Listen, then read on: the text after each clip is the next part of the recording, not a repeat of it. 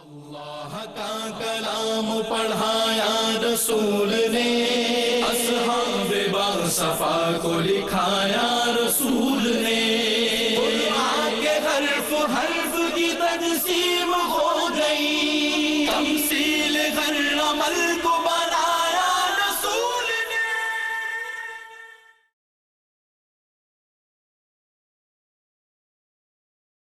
بسم اللہ الرحمن الرحیم۔ بسم اللہ الرحمن الرحیم۔ قل هو اللہ احد، قل هو اللہ احد، اللہ الصمد، اللہ الصمد، لم یلد ولم یولد، لم یلد ولم یولد، ولم یکن له کفوا احد۔ ولم يكن له كفوا أحد۔ الحمد للہ رب العالمین والصلاة والسلام على سید الانبیاء والمرسلین، اما بعد، اعوذ باللہ من الشیطان الرجیم، بسم اللہ الرحمن الرحیم۔ یسألونک عن الشہر الحرام قتال فیہ قل قتال فیہ کبیر وصد عن سبیل اللہ وکفر بہ والمسجد الحرام واخراج اہلہ منہ اکبر عند اللہ والفتنة اکبر من القتل، صدق اللہ العظیم۔ اللہم صلی علی محمد وعلی آل محمد وبارک وسلم۔ رب اشرح لی صدری ویسر لی امری واحلل عقدۃ من لسانی یفقہوا قولی واجعل لی وزیرا من اہلی، آمین یا رب العالمین۔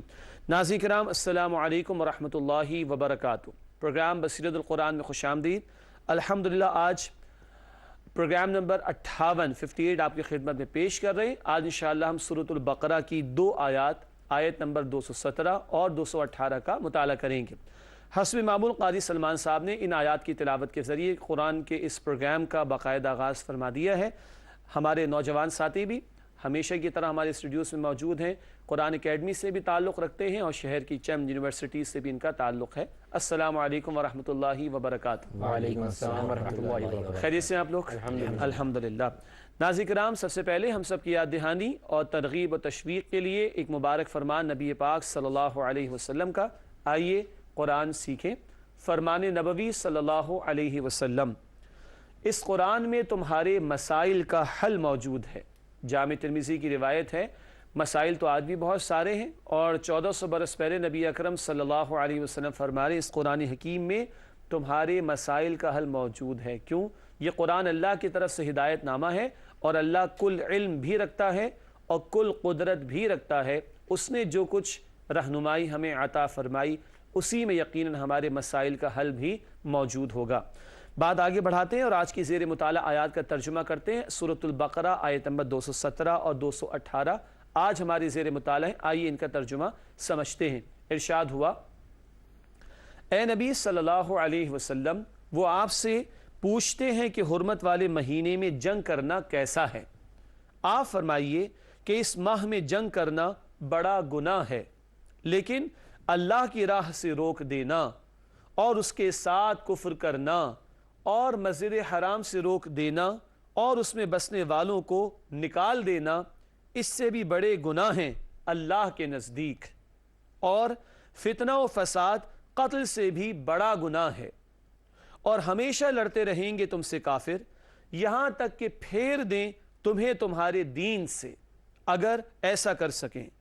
اور جو تم میں سے اپنے دین سے پھر گیا اور پھر مرا اس حال میں کہ وہ کافر تھا، تو یہی وہ بد نصیب ہیں کہ برباد ہو گئے ان کے اعمال دنیا اور آخرت میں، اور یہی لوگ جہنم والے ہیں جس میں ہمیشہ رہیں گے۔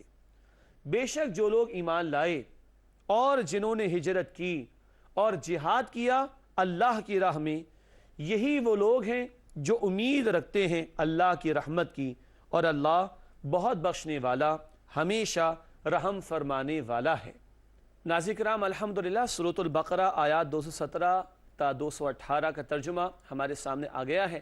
اب آگے مزید بڑھتے ہیں اور ربط آیات کو سمجھنے کی کوشش کرتے ہیں۔ سب سے پہلے ربط آیات کا پہلا نقطہ ہے، گزشتہ آیات میں دین کی راہ میں آنے والی مشکلات کا بیان تھا۔ یاد آیا؟ جنت میں داخلہ ایسے ہی ممکن نہیں بلکہ مشقتوں سے گزارا جائے گا۔ تو گزشتہ آیات میں دین کی راہ میں آنے والی مشکلات کا بیان تھا، اب دین حق کی جد و جہد کے حوالے سے قتال فی سبیل اللہ کا بیان ہے۔ دین کے غلبے کی جد و جہد کے لیے کبھی جنگ کا موقع بھی آ سکتا ہے۔ اس تناظر میں اور تسلسل میں اب قتال کا ذکر بھی انشاءاللہ آج کی زیر مطالعہ آیات میں آئے گا۔ ربط آیات کے بعد چلتے ہیں تعارف کی طرف، جن موضوعات پر گفتگو رہے گی آئیے ان کو سمجھتے ہیں تعارف کے ذیل میں۔ پہلی بات تعارف کے حوالے سے حرمت والے مہینوں میں جنگ کے بارے میں ہدایات۔ حرمت والے مہینوں کی ایک اہمیت ہے، ان میں جنگ کیا ہو سکتی ہے، اگر ہاں تو کب اور کیسے، اس بارے میں کچھ ہدایات عطا کی گئیں۔ دوسری بات تعارف کے اعتبار سے ہے کفار کا انجام، جو کفر ہی پر اڑے رہے اور کفر ہی پر ان کی موت آ گئی، ان کا کیا برا انجام ہوگا، اس کا تذکرہ آئے گا۔ اور تیسری بات یہ بتائی گئی کہ اللہ تعالیٰ کی رحمت کے امیدوار کون ہیں۔ ہم سب چاہتے تو ہیں کہ اللہ کی رحمت مل جائے، مگر کسے ملے گی، کون مستحق ہوں گے اللہ کی رحمت کے، یہ بیان بھی آج کی گفتگو میں انشاءاللہ ہمارے سامنے آئے گا۔ ناظرین کرام، اس کے بعد چلتے ہیں آیات کے تجزیے کی طرف۔ سورۃ البقرہ آیت نمبر 217 اور 218 کا تجزیہ۔ پہلے البقرہ آیت نمبر 217، حرمت والے مہینوں میں جنگ، یہ بیان آئے گا۔ کفار کے جرائم کا بیان، یہ بات بھی اسی آیت میں بیان ہوئی کہ کفار کے بڑے بڑے جرائم کیا ہیں کہ جن کی وجہ سے اللہ تعالیٰ اہل ایمان کو قتال کی بھی اجازت دیتا ہے۔ اس کے بعد سورۃ البقرہ آیت نمبر 218 ہم پڑھیں گے۔ ذکر ہے رحمت الہی کا مستحق بننے کے لیے ہجرت و جہاد کا تقاضا۔ اگر کوئی چاہتا ہے کہ اللہ کی رحمت اسے مل جائے تو یہاں بتایا گیا کہ اللہ کی راہ میں پھر ہجرت کا بھی تقاضا اور اللہ کی راہ میں جہاد کا تقاضا بھی ہے۔ ناظرین کرام، الحمدللہ ترجمہ، ربط آیات کے حوالے سے تعارفی گفتگو اور آیات کا تجزیہ ہمارے سامنے آ چکا ہے۔ یقیناً آپ محسوس کر رہے ہیں کہ دو آیتیں آج ہم نے پڑھنی ہیں، پڑھنی تو دو ہیں مگر دو کے ذیل میں بہت کچھ سمجھنا انشاءاللہ تعالیٰ اسے ہم سمجھیں گے۔ آئیے تشریح کی طرف چلتے ہیں۔ سب سے پہلے البقرہ آیت نمبر 217 کا بیان ہے۔ اللہ رب العالمین نے ارشاد فرمایا، یسألونک عن الشہر الحرام قتال فیہ قل قتال فیہ کبیر وصد عن سبیل اللہ وکفر بہ والمسجد الحرام واخراج اہلہ منہ اکبر عند اللہ والفتنة اکبر من القتل ولا يزالون يقاتلونكم حتى يردوكم عن دينكم إن استطاعوا ومن يرتد منكم عن دينه فيمت وهو كافر فأولئك حبطت أعمالهم في الدنيا والآخرة وأولئك أصحاب النار هم فيها خالدون۔ ناظرین کرام، یہ سورۃ البقرہ آیت نمبر 217 آیت بھی طویل ہے۔ اب آئیے اس کا ترجمہ دہراتے ہیں دوبارہ۔ ارشاد ہوا، اے نبی صلی اللہ علیہ وسلم، وہ آپ سے پوچھتے ہیں کہ حرمت والے مہینے میں جنگ کرنا کیسا ہے۔ آپ فرمائیے کہ اس ماہ میں جنگ کرنا بڑا گناہ ہے، لیکن اللہ کی راہ سے روک دینا اور اس کے ساتھ کفر کرنا اور مسجد حرام سے روک دینا اور اس میں بسنے والوں کو نکال دینا، اس سے بھی بڑے گناہ ہیں اللہ کے نزدیک، اور فتنہ و فساد قتل سے بھی بڑا گناہ ہے، اور ہمیشہ لڑتے رہیں گے تم سے کافر یہاں تک کہ پھیر دیں تمہیں تمہارے دین سے اگر ایسا کر سکیں، اور جو تم میں سے اپنے دین سے پھر گیا اور پھر مرا اس حال میں کہ وہ کافر تھا تو یہی وہ بد نصیب ہیں کہ برباد ہو گئے ان کے اعمال دنیا اور آخرت میں، اور یہی لوگ جہنم والے ہیں جس میں ہمیشہ رہیں گے۔ یہ ہے ناظرین کرام سورۃ البقرہ آیت نمبر 217 کا ترجمہ۔ اللہ تعالی ہم سب کو جہنم کے عذاب سے محفوظ فرمائے۔ اب آئیے اس آیت کی تشریح کی طرف چلتے ہیں۔ کئی نکات ہیں جو تشریح میں ہم سمجھیں گے۔ سب سے پہلے کیا درج کیا گیا تشریح میں، آئیے دیکھتے ہیں۔ پہلی بات، رجب، ذی قعدہ، ذی الحجہ اور محرم الحرام حرمت والے مہینے ہیں۔ یہ باتیں پہلے بھی آ چکی، 4 مہینوں کی حرمت ہے جو قرآن نے بیان کی ہے۔ یہ عرب کے معاشرے میں پہلے سے موجود تھی اور اسلام نے اس کو برقرار بھی رکھا ہے۔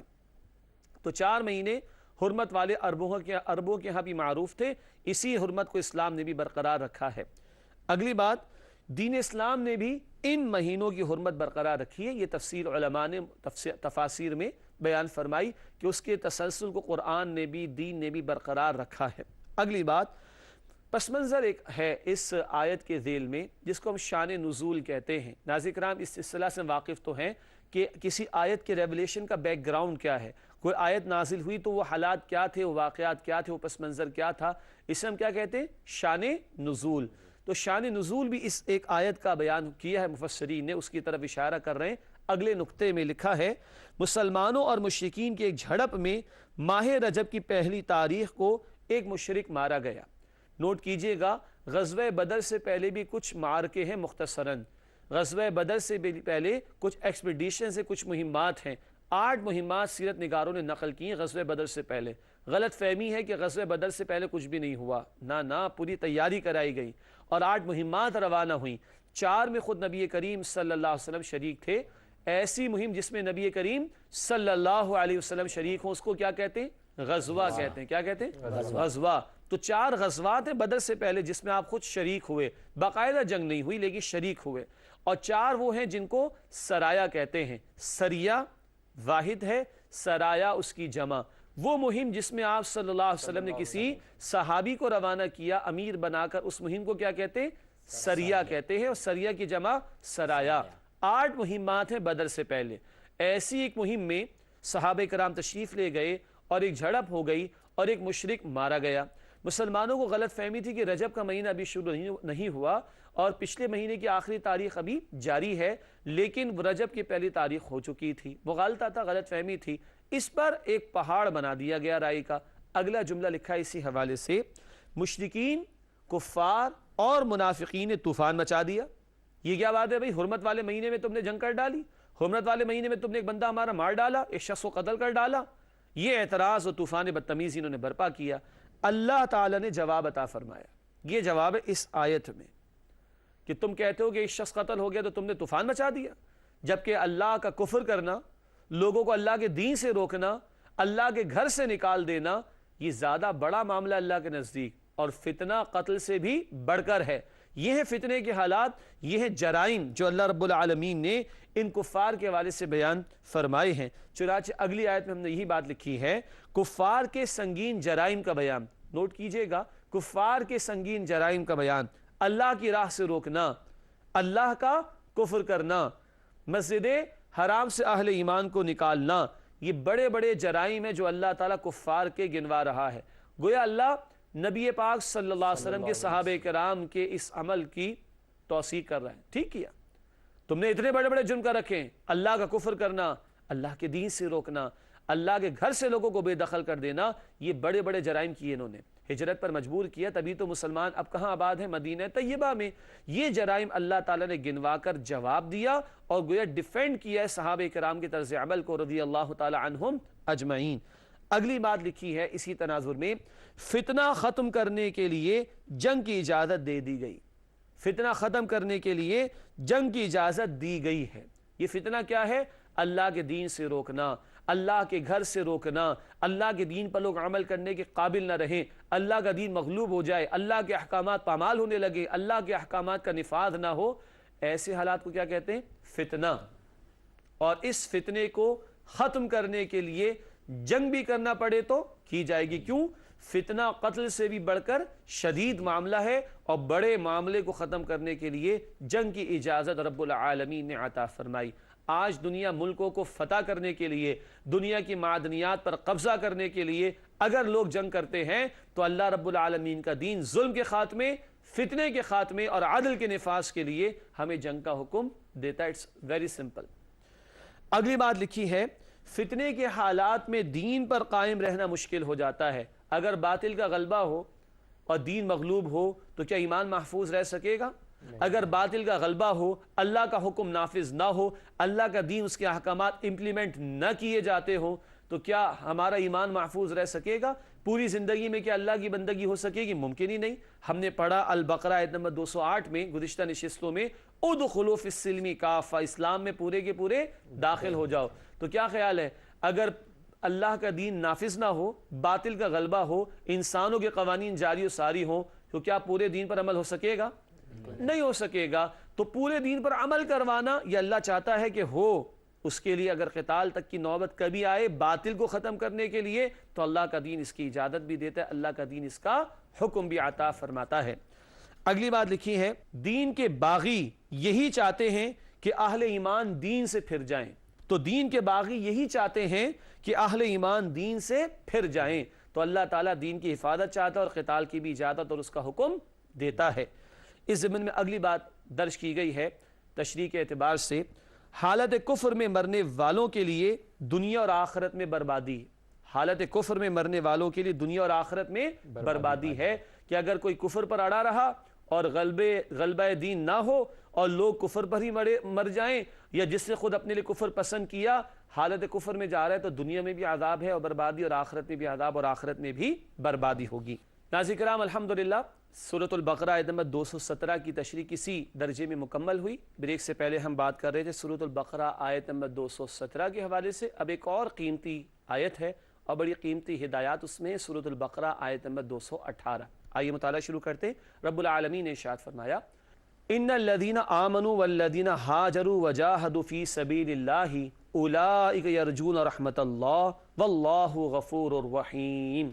سورۃ البقرہ آیت نمبر 218 ہے۔ آئیے اس کا ترجمہ سمجھتے ہیں۔ ارشاد ہوا، بے شک جو لوگ ایمان لائے اور جنہوں نے ہجرت کی اور جہاد کیا اللہ کی راہ میں، یہی وہ لوگ ہیں جو امید رکھتے ہیں اللہ کی رحمت کی، اور اللہ بہت بخشنے والا، ہمیشہ رحم فرمانے والا ہے۔ ناظرین کرام، یہ ترجمہ سورۃ البقرہ آیت نمبر 218 کا۔ چلتے ہیں اس کی تشریح کی طرف، اور اس کی تشریح میں بھی کچھ نکات زیادہ ہیں انشاءاللہ تعالی۔ آئیے سب سے پہلی بات سمجھتے ہیں۔ تشریح کے اعتبار سے لکھا ہے، اہل کفر کے برے انجام کے بعد اہل ایمان کا تذکرہ ہے۔ یہ ہے ترتیب قرآن حکیم کی۔ بتایا گیا تھا نا، جو کفر میں مرے اس کا دنیا میں بھی بربادی کا معاملہ اور آخرت میں بھی عذاب ہوگا۔ تو جہاں جہاں اللہ برے لوگوں کا تذکرہ فرماتا ہے، ساتھ ہی نیک لوگوں کا ذکر کرتا ہے۔ جہاں جہاں قرآن جہنم کے عذابوں کا ذکر کرتا ہے، وہیں جنت کی نعمتوں کا ذکر بھی کرتا ہے۔ یہ قرآن کا اسلوب ہے۔ دونوں پہلو ہمارے سامنے رکھتا ہے قرآن بار بار، تاکہ ہم جہنم کا خوف رکھیں اور گناہوں سے بچیں، اور جنت کی توقع اور امید رکھیں، شوق پیدا ہو، اور اللہ کی رضا کے لیے اس کی اطاعت کی روش اختیار کریں۔ ذکر ہوا اہل کفر کے برے انجام کے بعد اہل ایمان کا تذکرہ ہے۔ اگلی بات، ایمان ایک قوت محرکہ ہے جو بندے کو عمل پر آمادہ کرتا ہے۔ ایمان وہ ایمان ہے جو بندے کو عمل پر آمادہ کرے۔ قوت محرکہ انگلش میں ہم کہتے ہیں موٹیویٹنگ فورس، جو بندے کو کسی شے کے لیے پش کرے، کسی بات کے لیے پش کرے۔ تو ایمان بندہ مومن کو ایمان کیا ہے؟ نیک عمل پر پش کرتا ہے، اور یہ قوت محرکہ ہے۔ ایمان وہی ایمان مطلوب ہے جو دل کے اندر گہرائیوں کے ساتھ موجود ہو اور جس کا اظہار عمل میں ہوتا ہوا نظر آئے۔ مثلا نبی اکرم صلی اللہ علیہ وسلم نے ارشاد فرمایا، جس کو 5 وقتہ نماز کے لیے مسجد کی طرف آتے دیکھو، اس کے ایمان کی گواہی دو۔ نماز ہے تو ایمان ہے، اور اگر بے نمازی ہے تو حقیقی ایمان دل میں نہیں۔ ہاں کلمہ گو مسلمان ہوگا، حقیقتاً ایمان دل میں موجود اس کے گویا نہیں ہے۔ تو ایمان قوت محرکہ ہے جو بندے کو عمل پر موٹیویٹ کرتا ہے، آمادہ کرتا ہے۔ اگلی بات، اس آیت میں اللہ کی رحمت کے امیدواروں کا ذکر آیا۔ کون ہے؟ اس حوالے سے تفصیل سے بات کریں گے۔ لکھا ہے، اللہ کی رحمت کا مستحق بننے کے لیے ہجرت و جہاد کا تقاضا کیا گیا ہے۔ گھر بیٹھے اللہ کی رحمت نہیں ملتی۔ معاف کیجئے گا، بات تو ذرا سخت اور تلخ ہے، لیکن ہضم کیجئے اس کو اور قبول کیجئے اس بات کو۔ گھر بیٹھے تو 10,000 روپے کی تنخواہ بھی نہیں ملتی، الا یہ کہ کوئی ہوم ایکٹیویٹی ایسی ہو کہ جس سے ریونیو جنریٹ ہو، بات الگ ہے۔ ادروائز انسان کو ایکزرشن کرنی پڑتی۔ بیٹھے بیٹھے تو گھر میں بھی نہیں ملتی نا، کام کرنا پڑتا ہے انسان کو، لیکن اکثر و بیشتر گھر سے نکلنا پڑتا ہے۔ ایگزامینیشن میں کامیابی ہو، یا مجھے جاب کے نتیجے میں سیلری چاہیے ہو، یا کاروبار کے نتیجے میں پروفٹ چاہیے ہو، محنت کرتے ہیں نا، تو کیا خیال اللہ کی رحمت گھر بیٹھے بیٹھے مل جائے گی؟ نہیں۔ اب ہجرت بھی ہے اور جہاد کا بیان بھی ہے جو اس مقام پر آیا ہے۔ اب یہ ہجرت ہے کیا؟ اس کا نقطہ آغاز، اس کا نقطہ عروج کیا ہے؟ یہ کہاں سے شروع ہوگی اور اس کی انتہا کیا ہے، کلائمیکس کیا ہے؟ جہاد کا مفہوم کیا؟ بڑے مغالطے آج پیدا ہو گئے۔ جہاد کی ابتدا کیا ہے، انتہا کیا، کہاں سے لے کے کہاں تک جہاد کا معاملہ جائے گا؟ آئیے مختصراً کچھ باتیں سمجھتے ہیں۔ تو 2 باتوں کا ذکر ہے، ہجرت کا اور جہاد کا۔ کیوں؟ اللہ کی رحمت کا امیدوار بننا چاہتے ہو، مستحق بننا چاہتے ہو، تو ہجرت بھی کرنا ہوگی اور جہاد بھی۔ آئیے سمجھتے ہیں۔ ہجرت کے معنی جدا ہو جانے کے ہیں۔ شاعری سے دلچسپی ہے جی ناظرین کرام؟ آپ کو کچھ ساتھیوں کو تو ہوگی۔ ہجر اور وصال شاعری کی اصطلاحات ہیں۔ وصال وصل سے مل جانا، اور ہجر علیحدہ ہو جانا۔ تو ہجر کے معنی کیا ہے؟ جدا ہو جانا۔ تو ہجرت کے معنی کیا ہوئے؟ جدا ہو جانا۔ کیا مطلب؟ آئیے سمجھتے ہیں۔ پہلی بات، ہجرت کا آغاز اللہ تعالیٰ کے ناپسندیدہ اعمال کو چھوڑ دینا ہے. گناہوں سے ہجرت کر جاؤ. کیا مطلب؟ گناہوں سے جدا ہو جاؤ, گناہوں سے علیحدہ ہو جاؤ. یہ تو روزانہ کرنا ہے, ہر وقت کرنا ہے. تو جھوٹ سے, غیبت سے, سود سے, فحاشی سے اور غلط کاموں سے بچنا یہ ہجرت کا آغاز ہے, اور یہ ہجرت روزانہ دستیاب ہے یعنی کرنے کے لیے, اور روزانہ مطلوب ہے کہ جس کا تقاضا ہے. گناہوں سے بچنا روزانہ مطلوب ہے. یہ ہجرت کا آغاز. ہجرت کی انتہا کیا ہے؟ آئیے آگے پڑھتے ہیں. ہجرت کی انتہا ہے اللہ تعالیٰ کے دین کی خاطر گھر بار اور وطن کو چھوڑ دینا. گھر, اولاد, ممکن ہے والدین. صحابہ کرام کا دور یاد کیجئے رضی اللہ تعالی عنہ اجمعین. اپنا شہر, اپنا وطن چھوڑنا پڑ جائے اگر کبھی دین کے تقاضوں کی خاطر, تو اس کو بھی چھوڑ دینا. گھر سے بھی جدا ہو جانا, شہر سے بھی جدا ہو جانا, وطن سے بھی جدا ہو جانا. آج بھی لوگ وطن چھوڑتے ہیں. کس لیے؟ اعلیٰ ترین تعلیم کے لیے, لوگوں کے بقول, اور مال کمانے کے لیے, دنیا کے لیے ہے فقط. دین کا تقاضا کب آتا ہے؟ جب ایک خطہ زمین میں اللہ کے احکامات پر عمل کرنا ممکن نہ رہے, زندگی اجیرن ہو جائے. اور اگر کوئی خطہ زمین ہو جہاں تم ایمان بچا سکو اپنا, اصحاب کہف کا واقعہ قرآن میں آتا ہے, ہجرت کر گئے تھے نا وہ بھی, یہ ہجرت کا مطالبہ ہے. تو ہجرت کی انتہا ہے اللہ تعالیٰ کے دین کی خاطر گھر بار اور وطن کو چھوڑ دینا. یہ تو ہوا ہجرت کا بیان, آغاز اور انتہا. اب آئیے جہاد کے لفظ کو سمجھتے ہیں. بہت مس کوٹ ہوتا ہے, مس انٹرپریٹ کیا جاتا ہے, مس کنسیپشن جس کے بارے میں مشہور مغالطے, غلط مفہوم بیان کرتے ہیں لوگ. کیا ہے جہاد کے معنی؟ قرآن سے بھی پوچھیں گے اور ڈکشنریز بھی عربی کے دیکھیں گے, تب بھی معنی آئیں گے جو اس وقت آپ اسکرین پر دیکھ رہے ہیں. جہاد کے معنی کوشش اور جد و جہد کرنے کے ہیں. جد و جہد خود ہم اردو میں استعمال کرتے ہیں, جہد عربی کا لفظ ہے. جہد سے جہاد, کوشش, محنت, اسٹرگل. کوشش, محنت, اسٹرگل, یہ معنی ہے لفظ جہاد کے. آئیے اس کی بھی ابتدا سمجھتے ہیں. جہاد کا آغاز نفس کے خلاف جد و جہد کرنا. جہاد کا آغاز کہاں سے ہوگا؟ نفس کے خلاف. نفس کہتا ہے کہ نماز چھوڑ دو, نیند بہت آ رہی. اللہ کہتا ہے نماز ادا کرو. تو نفس کے خلاف جہاد ہوگا تو نماز ادا ہوگی نا. حرام کمانے میں بڑی اٹریکشن, نفس کہتا ہے کما لو, اللہ کہتا ہے چھوڑ دو. نفس کے خلاف جہاد ہوگا تو اللہ کے حکم پر عمل ہوگا. یہ نفس کے خلاف جہاد کرنا, اس کو قابو میں رکھنا. نبی صلی اللہ علیہ وسلم نے ارشاد فرمایا جامع ترمذی کی روایت میں, الکیس عقل مند, الکیس من دانا نفسہ وعمل لما بعد الموت. عقل مند وہ ہے جو اپنے نفس کو قابو میں رکھے اور عمل کرے اس زندگی کے لیے جو موت کے بعد آنے والی ہے. یہ ہے جہاد کا آغاز, یہ روزانہ ہے. نفس کے خلاف جہاد روزانہ ہے, جیسے ہجرت بھی روزانہ ہے, جہاد بھی روزانہ ہے. ہاں, ایک ہے جہاد کا آغاز اور ایک ہے جہاد کی انتہا, وہ ہم پڑھتے آ رہے ہیں. جہاد کی انتہا آئیے پڑھتے ہیں کیا ہے. جہاد کی انتہا ہے اللہ کی راہ میں جنگ کرنا, اور جنگ کے مقاصد ہم سمجھتے آ رہے ہیں. اللہ کے دین کی سربلندی کے لیے, عدل کے نفاذ کے لیے, ظلم کے خاتمے کے لیے, ظالموں کا ہاتھ روکنے کے لیے اگر جنگ بھی کرنا پڑے تو ہمارا دین کہتا ہے کہ کرنا. جنگ بھی تو کوشش ہے, باطل کو مٹانے کی کوشش, اس میں ٹکراؤ بھی آ سکتا ہے اور جنگ بھی ہو سکتی ہے. تو جہاد کا آغاز روزانہ نفس کے خلاف, اور جہاد کی انتہا وہ قتال اللہ کی راہ میں جنگ کرنا. اگلی بھی بات ناظرین کرام بہت اہم ہے, پڑھتے ہیں کیا لکھا ہے آگے. فی سبیل اللہ کیا ہوتا ہے؟ فی سبیل اللہ سے مراد ہے اللہ کے دین کی سربلندی. تو وہ کوشش, وہ محنت, وہ جنگ اللہ کی راہ میں شمار ہوگی جس کا مقصد اللہ کے دین کی سربلندی ہو.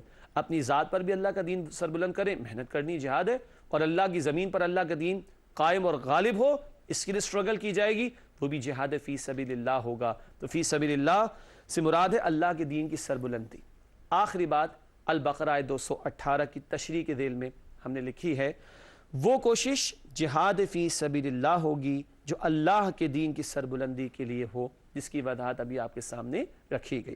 ناظرین کرام الحمدللہ دو ہی آیات سمجھے, مگر آپ نے محسوس کیا بہت زیادہ تشریح اس میں ضروری تھی.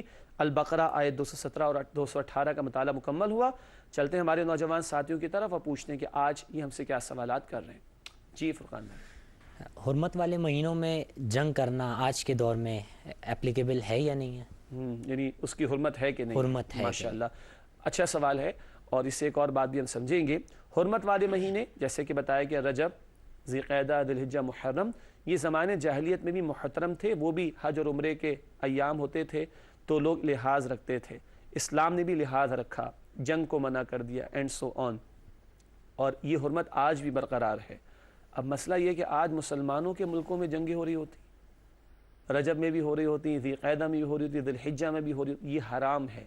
ان حرمت والے مہینوں کی حرمت کو برقرار رکھنا لازم ہے، اور ان حرمت والے مہینوں کی حرمت کو پامال کرنا حرام۔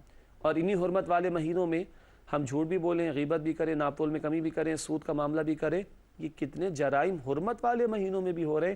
اللہ تعالی ہمیں محفوظ رکھے ان غلط کاموں سے۔ جی عمر، آپ کا کچھ سوال؟ آج کے مطالعے میں جیسے ذکر آیا ہے کہ وہ لوگ جو دین سے پھر گئے ہیں انہیں بدنصیب کہا گیا۔ آج کے معاشرے میں ہمیں ایسی بہت سی مثالیں نظر آتی ہیں کہ اپنے دین کو انہوں نے نہیں صحیح طریقے سے امپلیمنٹ نہیں کر رہے، عمل نہیں کر رہے، تو ان لوگوں کے لیے کیا؟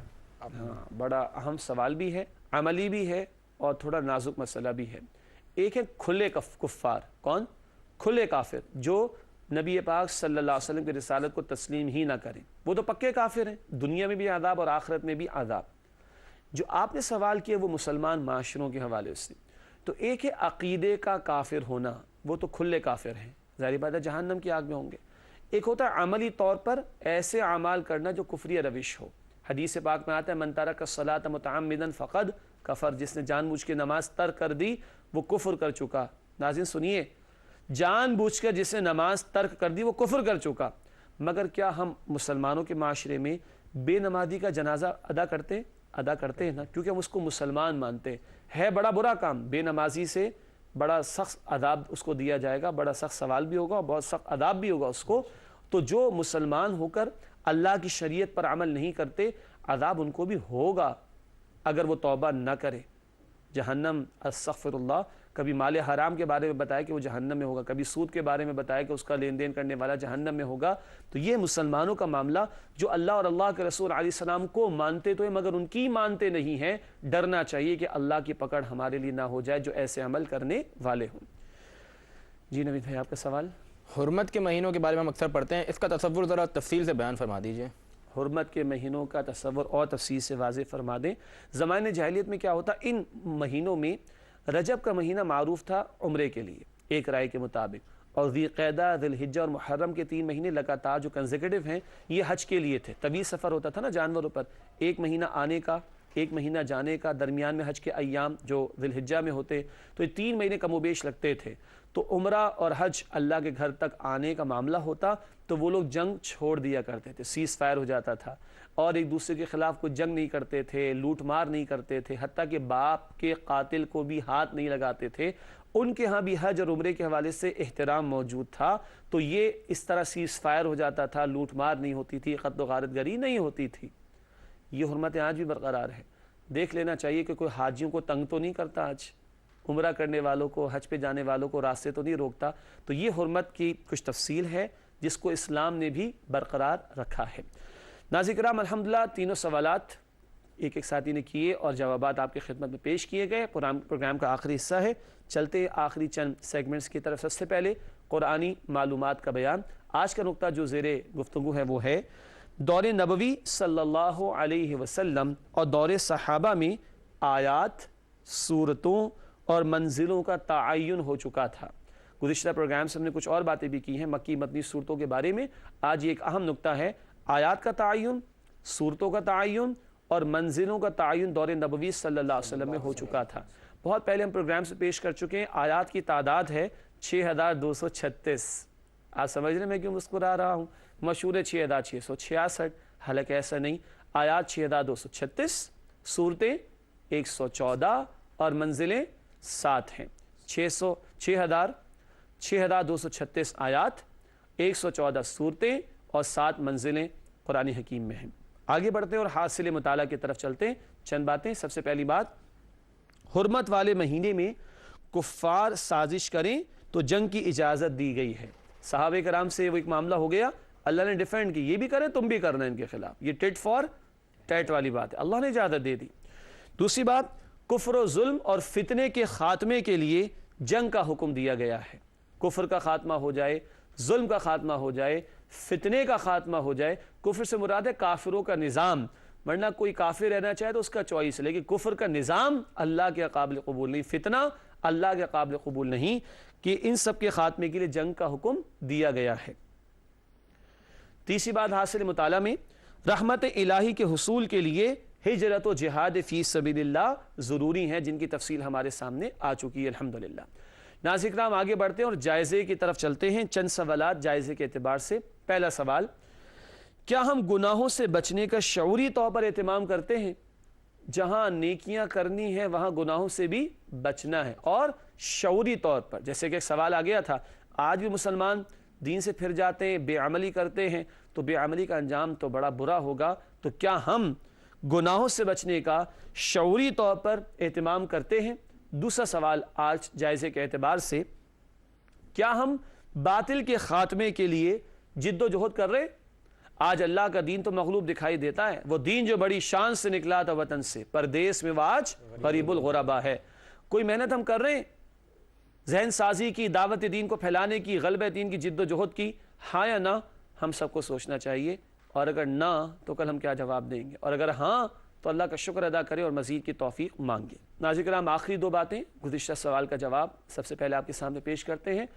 پچھلا سوال ہم نے آپ کے سامنے رکھا تھا، ایک دوسرے کا مذاق اڑانے سے کس آیت میں روکا گیا ہے؟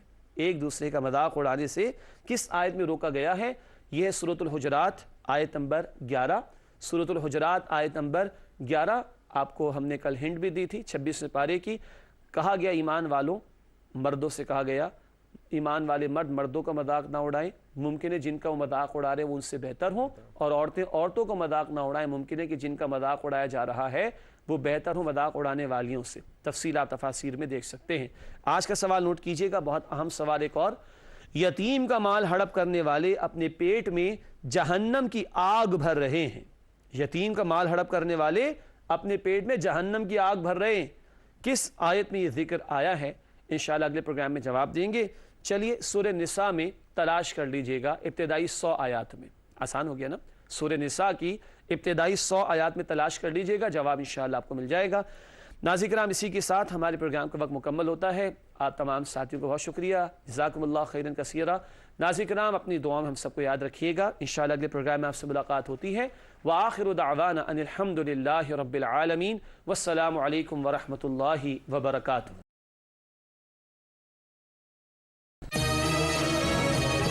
اللہ کا کلام پڑھایا رسول نے، اصحاب باصفا کو لکھایا رسول نے، قرآن کے حرف حرف کی تجسیم ہو گئی، تمثیل ہر عمل کو بنایا رسول نے۔ اللہ کا کلام پڑھایا رسول نے، اصحاب باصفا کو لکھایا